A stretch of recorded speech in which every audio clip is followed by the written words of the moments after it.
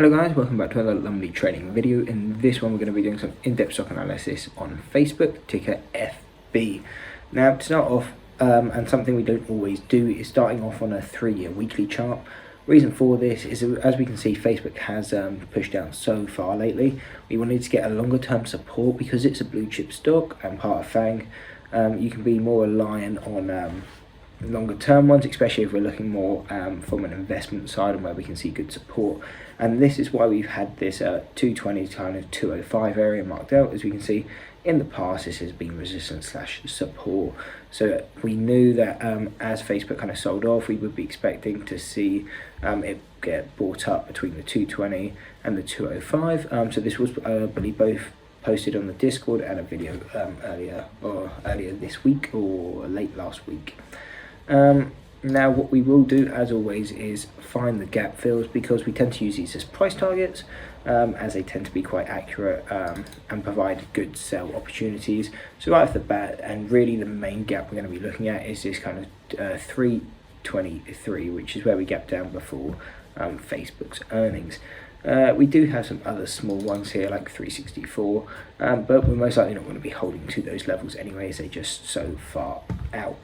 Now let's go on to the main place we're going to be looking for levels, and that's on the standard deviation channels using both the 180-day chart and a year or a daily chart.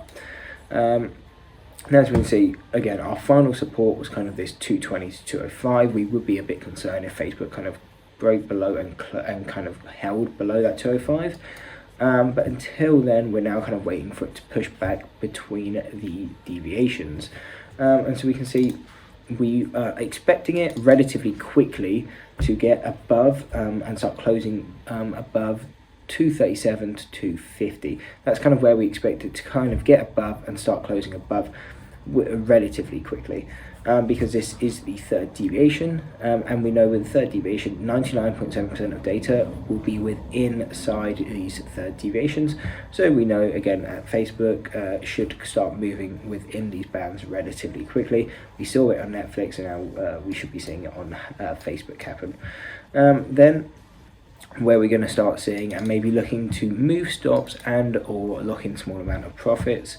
And again, this is more for kind of a swing horizon, but 263 and 280, as it is a second deviation, we would expect some sort of resistance to be here. So again, they can be usually a good time just to move stops, and if you want to lock in some profits. And then going further than that, we've then got the first deviations, and that will be the 289.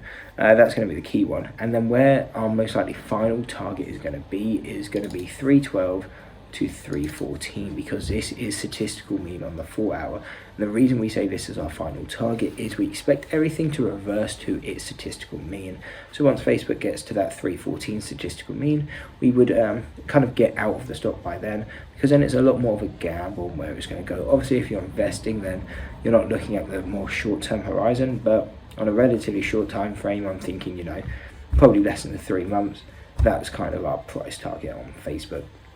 Until here, all these levels are going to be relatively, or we would expect pullbacks, but we would expect them to keep continuing up until kind of 312 to 314.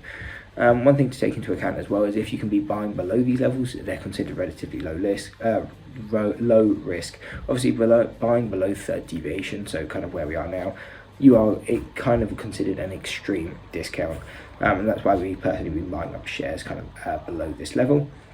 But as prices move up, really anything below first deviation is still considered a good price, but optimally we kind of want to be buying below that second dev, so kind of below 280 with a key target of 314. So from current price now around 232 to our key and final price target, that still provides around a 35% upside, and that's going to be the main thing we're looking at.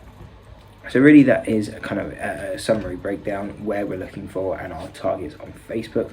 Obviously looking at a longer term horizon, and if you're looking to hold past statistical mean, then we do have targets at 340, 344. A key one at 364 is a gap fill, is also second deviation. And again, really any of these deviations you see going up, they're longer term resistance, so if you're looking for investments, they can be times to be selling out or at least reducing positions.